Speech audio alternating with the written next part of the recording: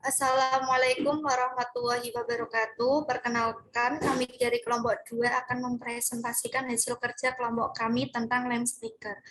Inovasi stik cermin berwarna dengan lampu tumbler dan hiasan kain flanel sebagai pemanis. Perkenalkan, nama saya Afrida Hilmunisa dengan NIM 2020-11-202 selaku moderator, dan yang kedua Jumrotus Saadah dengan NIM 2020-11-080, yang ketiga Ahmad Ferdiansyah dengan NIM 2020-11-504, dan yang terakhir Andre Rizky Widyatmoko dengan NIM 2020-11-638. Aspek pasar dan pemasaran. 1. Pasar saat ini. Dikutip dari ukmindonesia.id, lampu stik cermin menempati posisi 10 besar pada kategori produk terlaris di Shopee. 2. Pasar yang akan datang. Berdasarkan kegunaan, produk yang kami jual termasuk multifungsi dan maraknya penggunaan lamp stiker atau lampu stik cermin yang akan membuat pasar dan penjualan meningkat. 3. Estimasi potensi pasar. Berdasarkan analisa yang dilakukan oleh kelompok kami, maka didapatkan hasil bahwa 92,6% masyarakat berminat dengan produk organize lampu cermin dari stik es krim. Strategi STP. 1. Segmentasi. Segmen yang dibidik adalah laki-laki dan wanita. Akan tetapi lebih cenderung wanita. Ekonomi menengah ke atas dari anak-anak hingga dewasa. 2. Targeting. 1. Anak-anak, 2. Wanita maupun laki-laki remaja, kalangan mahasiswa. 3. Orang dewasa penggemar keestetikan. 3. Positioning.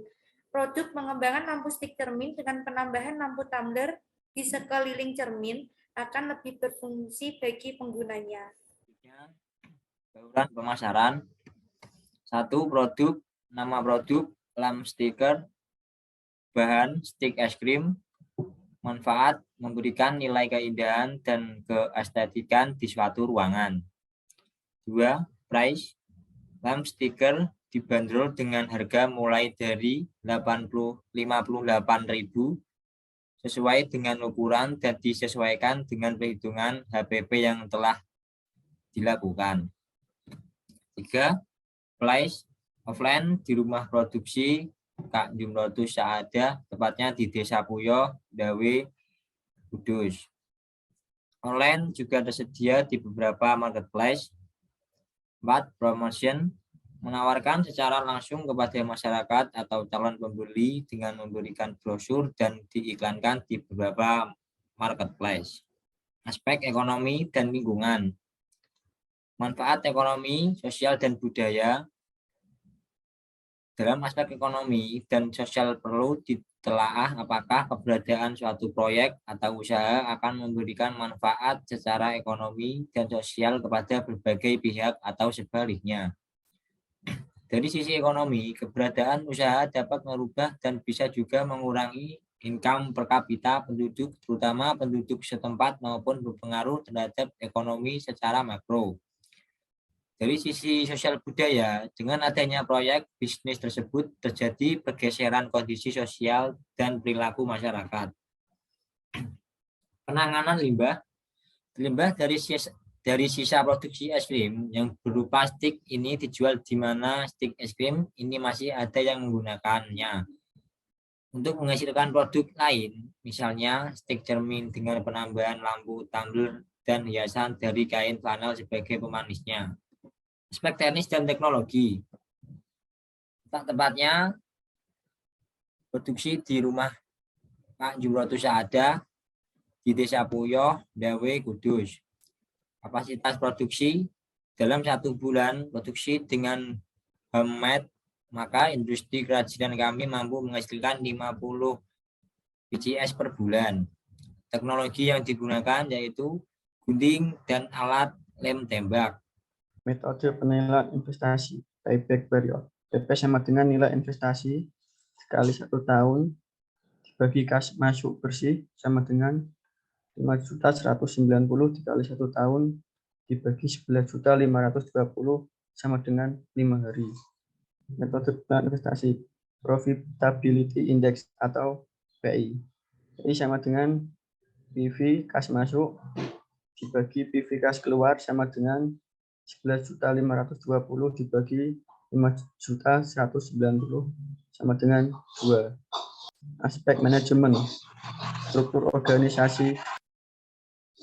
Afrida Indonesia sebagai Chief Executive Officer, Yumratus Saadah sebagai Chief Marketing Officer, Ahmad Ferdiansyah sebagai Chief Operating Officer, Andre Rizky Widiatmoko sebagai Chief Financial Officer.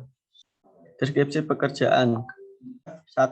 Chief Executive Officer atau CEO bertanggung jawab mengawasi bisnis organisasi secara keseluruhan, mengkoordinir tim dalam pelaksanaan kegiatan, dan melakukan evaluasi pada kinerja organisasi. 2. Chief Marketing Officer atau CMO bertanggung jawab untuk melakukan promosi dan pemasaran meningkatkan citra produk. Yang ketiga, Chief Financial Officer atau CFO bertanggung jawab dalam mengelola dan mengawasi keuangan perusahaan.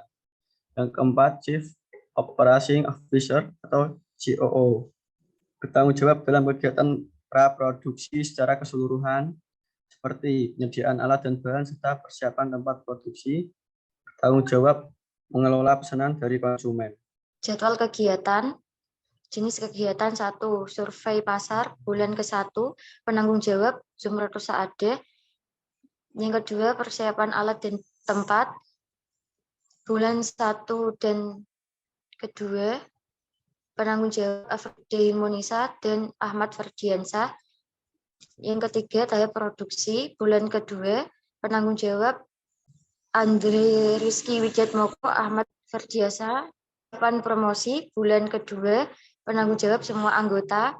Kelima, pemasaran bulan ketiga, penanggung jawab semua anggota.